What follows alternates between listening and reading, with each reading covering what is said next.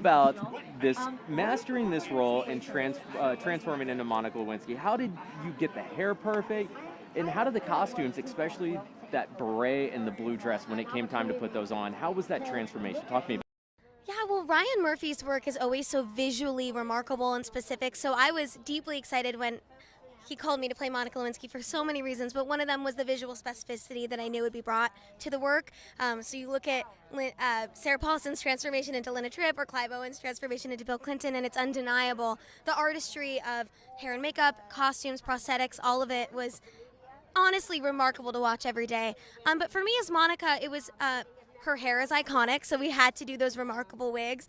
But it was more about letting my youth and kind of everyone that recounted Monica at that time always said she lit up a room. So we didn't feel like covering me up with anything was the right move. It was more about just putting the wig on and getting to it, a little bit of shapewear, and getting to it. And it was so special for me to be a part of becoming Monica in every way, working with our costume department, working with our wig department, our hair department, makeup, all of it to get the specificity right, because the 90s was a very different time.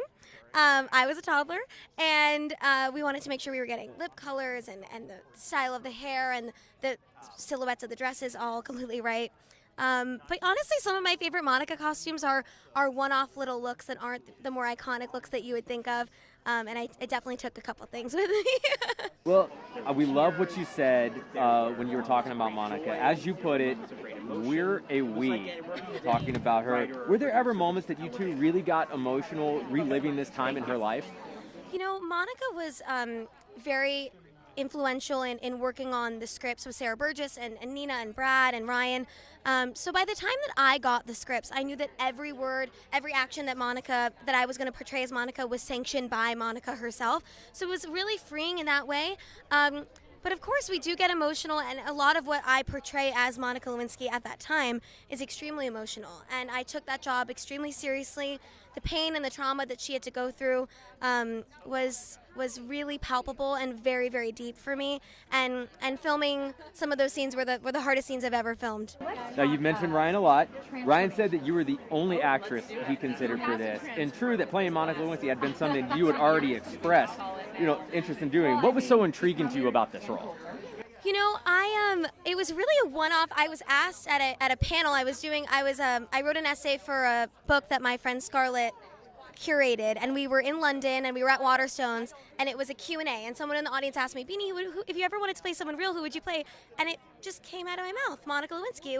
I had never thought about it deeply. I had never, it wasn't something that I had any specific thoughts about. It just came out of my mouth, and 6 months later, Ryan called me. So I don't know if I'm a manifester or not, but something's in the air.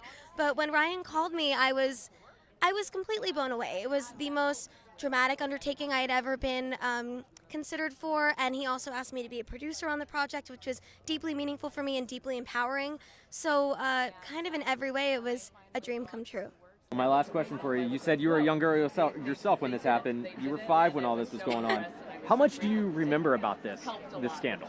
I remember very little, so I'm almost as when I started researching, I was almost as blank a slate as one could possibly be, because even though I was alive at the time, I wasn't watching the news and I wasn't reading the newspaper, so I did not have to undo misconceptions that I had about these women. I was learning them for the first time, and I think that's a really beautiful position, and I'm really excited for those even younger than myself, for the younger generations to watch the show and this be their first impression of Monica and Linda and Paula, that they don't have to undo older iterations that are stark and caricature-y and objectifying. They get to learn them for the first time in their full humanity.